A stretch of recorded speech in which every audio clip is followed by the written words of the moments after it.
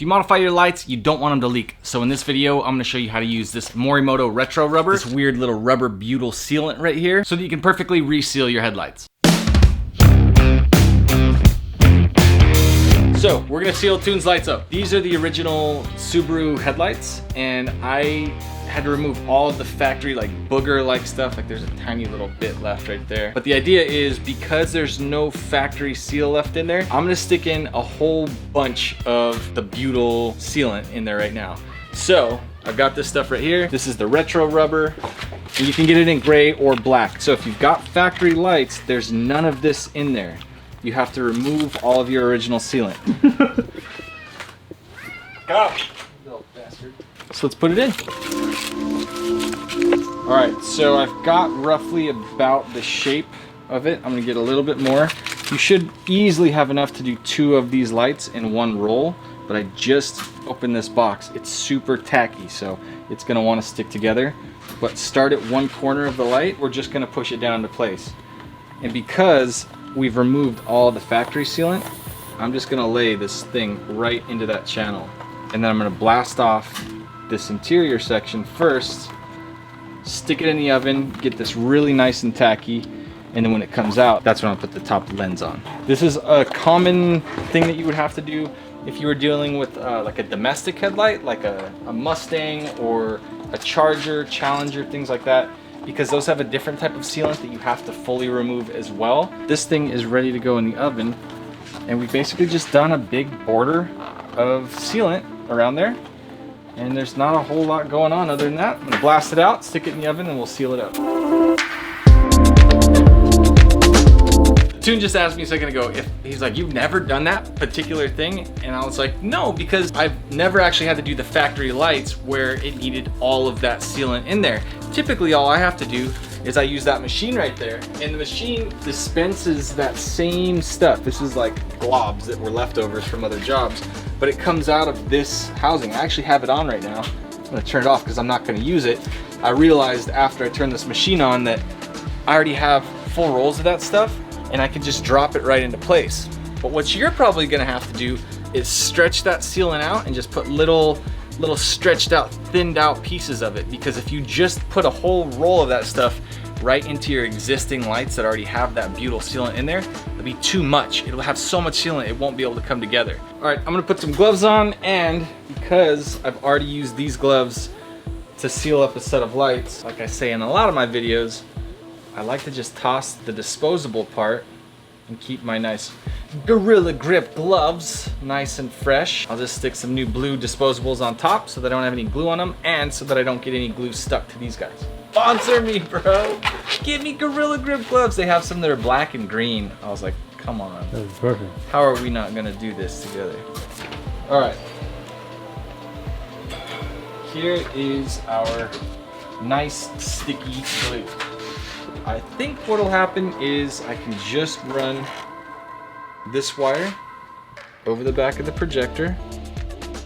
Same thing for its little buddy here, C light.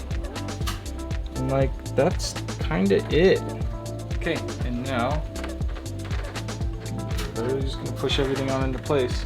And it should technically seal without even needing to go back in the oven. I should be able to just push it down with my hands, push it into place.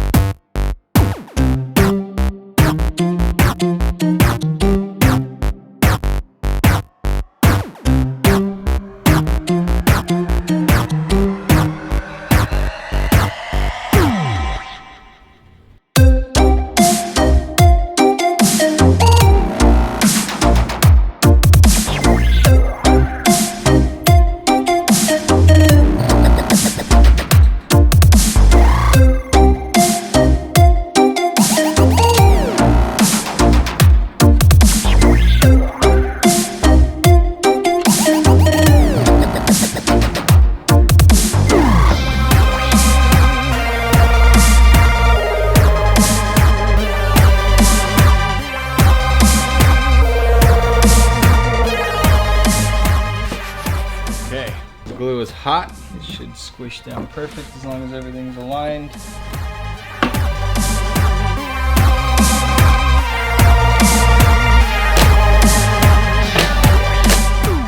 now the wires are coming out the back of the light, and instead of running the modules exterior wise, sometimes the companies, they put the stuff that are supposed to make these things like weatherproof, and they don't completely seal them. I've seen that multiple times. It's just not worth risking it. So I like to run my modules inside the actual light. And so what I've done is put the Angel Eye driver and then the driver for the sea light, and I have them both inside. And that means I only have to run 3 skinny little wires out. All right, so I'm soldering both of those drivers together here so that the input for the parking light and for the turn signal and the ground wire all come to the same point. After I solder them up, I'm gonna heat shrink the connection, put the back cap on, and then these things are ready to be dialed in. All right, we got our heat shrink. And now, with these guys tucked safely away outside of any sort of weather, if we wanted to, if we were permanently gonna stick with just this setup right here, you can add a little dab of Permatex right there just to go around the actual wires. Or in our case, what I can do right now is just add some dielectric grease. Kind of just filling that little hole so that if any little water droplet got on or tried to like run into there, it's just gonna hit that grease and go away. And now it's stuck on my hand, and I hate grease so bad. The very last step will just be to connect them to the wires that are inside the light. Colors look good, everything looks nice. So since I have this little plug here, it's for basically the bulb that used to power that up, and I'm gonna cut them because nothing ever needs to go to that wire again. I'm gonna take. I don't even have that bulb in there either. Yeah, there's just nothing. There's nothing. It's like good for absolutely nothing. So instead of just tapping into the wires, like using a T-tap or something, I'm going to solder them directly up right here, and then like all of the wiring is just done. It's just nice and clean, and then that leaves us with one wire that we can connect to the bumper light. So I'm gonna extend this wire and put a little plug on it, and that's it. We're all done with that. I feel like solder is such a weird thing. People freak out. Yeah, so you're melting that piece to stick on there. Yeah, basically. So this now lives on this thing permanently. It's like one piece of metal. Like there's literally no downside to doing this besides if you ever have to cut this wire, you'll have to do that solder connection again.